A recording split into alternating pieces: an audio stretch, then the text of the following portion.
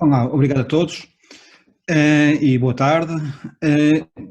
Primeiro eu vou começar por um disclaimer, portanto, que este assunto do Covid é um assunto um bocadinho longe da minha área de expertise e vou, portanto, fazer um breve apanhado da informação disponível no NHS inglês, no NIH dos Estados Unidos, na própria Organização Mundial de Saúde e também alguns documentos importantes que a Direção-Geral de Saúde em Portugal disponibilizou.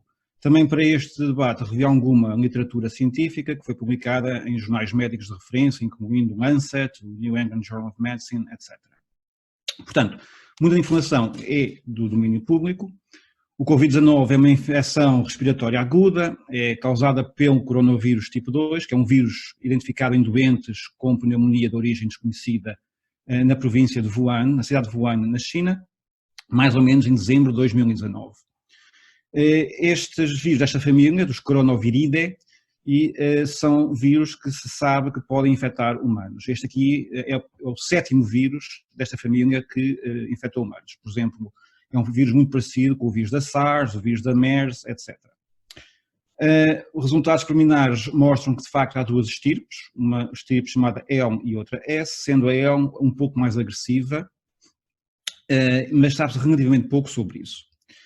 Estes vírus são vírus bastante, digamos, primitivos, são vírus chamados de RNA, que estão rodeados por uma cápside proteica e que também são comumente encontrados em animais. Portanto, esta epidemia pensa-se que é de origem zoonótica, ou seja, provavelmente porque este vírus existe nos cervos e noutros animais e que depois passou para o homem.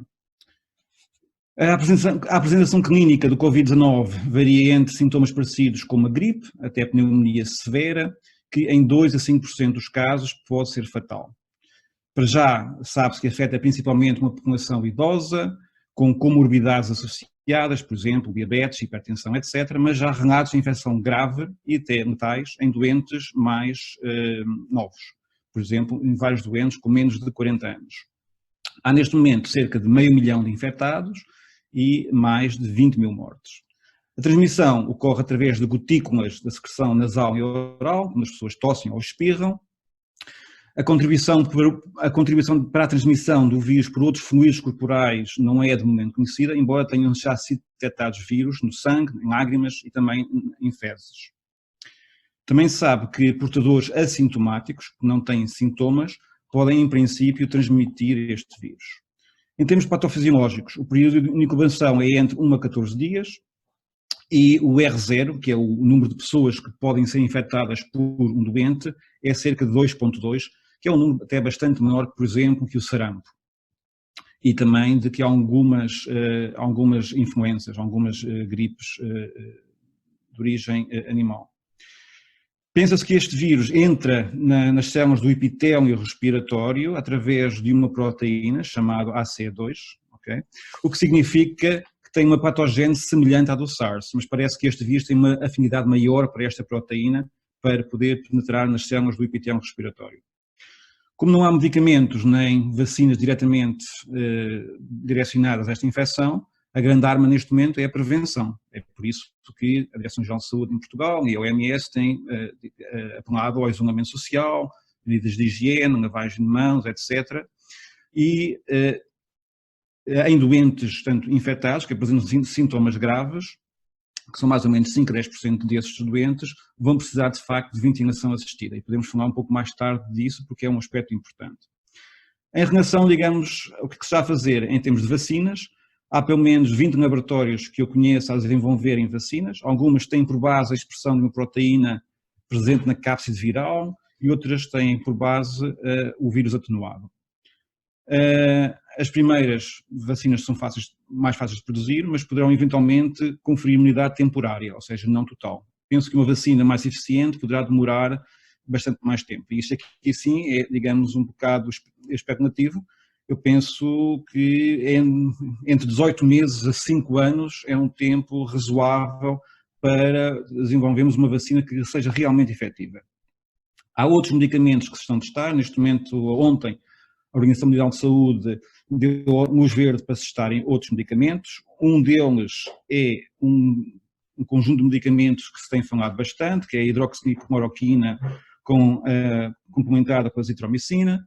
há outros medicamentos que estão na pipeline e esses medicamentos são, no fundo, chamados repurposing, ou seja, são medicamentos que foram usados em outras infecções virais e que estão agora a tentar ver se estes medicamentos são, de facto, eficientes na diminuição da replicação do vírus dentro das células. Também vão ser testados inibidores desta proteína que permite que o vírus entre nas células. Portanto, em termos, basicamente, da doença em si, sabe-se bastante, mas não é suficiente. Em resumo, é preciso fazer uma vacina, é isso que realmente poderá, digamos, evitar e contornar bem esta pandemia, e neste momento,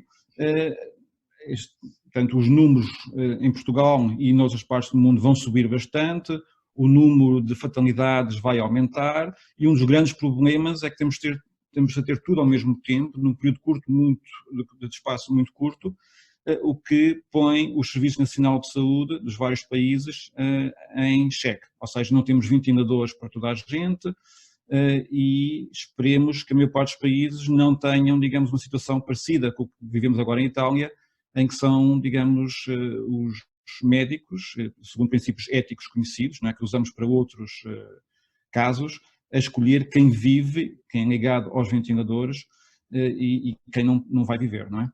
Portanto, para já é isso. Esta aqui é mais ou menos a situação a nível, digamos, da parte mais científica e médica que esta pandemia está a provocar.